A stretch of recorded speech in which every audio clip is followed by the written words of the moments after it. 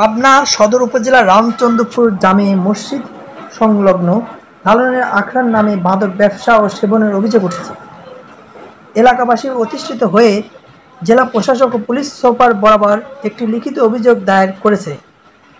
এদিকে অভিযোগ দেওয়ার পরপরই থানা পুলিশ ঘটনাস্থল পরিদর্শন করে এর সত্যতা পেয়েছে।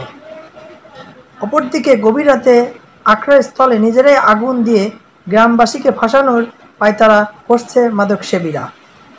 আপনার জেলা প্রশাসক ও পুলিশ সুপার বরাবর ২৫০ শতাধিক গ্রামবাসীর স্বাক্ষর সম্বলিত অভিযোগের ছায়ালিপি হতে জানা গেছে, সদর উপজেলা মালিগাছা ইউনিয়নের রামচন্দ্রপুর গ্রামের বাইতুল হাম জামে মসজিদ সংলগ্ন আব্দুল সাত্তার লালনের আখড়ার নামে আশ্রম তৈরি করে মাদক সেবন, বিক্রি ও বিভিন্ন অসামাজিক কার্যকলাপ চালিয়ে যাচ্ছে।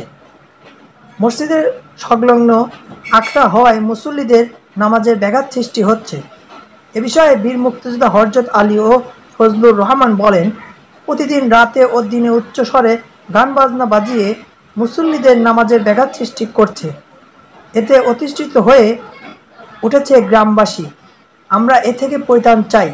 রামচন্দ্রপুর বাইতুল হাম জামে মসজিদের সাধারণ সম্পাদক হারুনুর রশিদ বলেন, মসজিদের নামাজ চলা অবস্থায় উচ্চস্বরে গান বাজিয়ে আব্দুল সাত্তার গয়েরা নামাজে ব্যাঘাত সৃষ্টি করে আসছে প্রতিনিয়ত। এতে মুসল্লিরা অতিষ্ঠিত হয়ে প্রশাসনের দ্বারস্থ হয়েছে। বাইতুল জামে মসজিদের সভাপতি সাজ্জাদুজ্জামান পান্না বলেন, রামচন্দ্রপুর গ্রামের আব্দুল সাত্তার লালনের আখড়ার নামে গাঁজার ব্যবসা ও গাঁজা সেবা চালিয়ে যাচ্ছে দীর্ঘদিন। গ্রামবাসীর বিভিন্ন সময় ও এই অসামাজিক কার্যকলাপ বন্ধ করতে বলা হলেও তিনি গ্রামবাসীকে হুমকি দেন। বিষয়টি সদর উপজেলার চেয়ারম্যানকে জানানো হলে তিনি ঘটনাস্থল পরিদর্শন করে এটি বন্ধ করার আশ্বাস দেন গ্রামবাসীকে।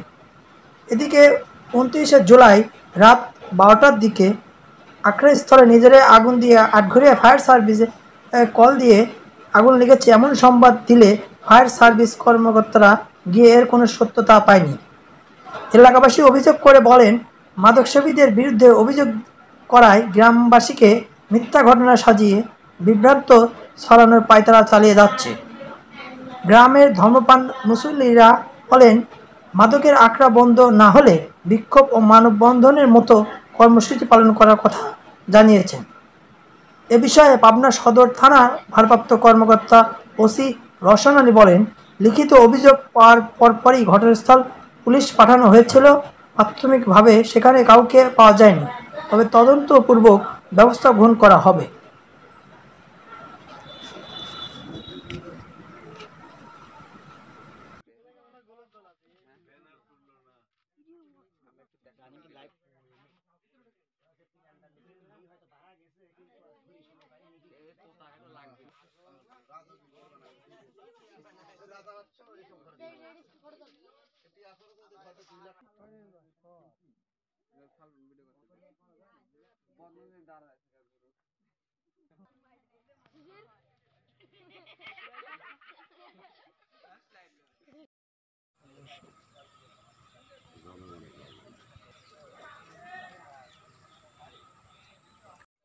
রামচন্দ্রপুর।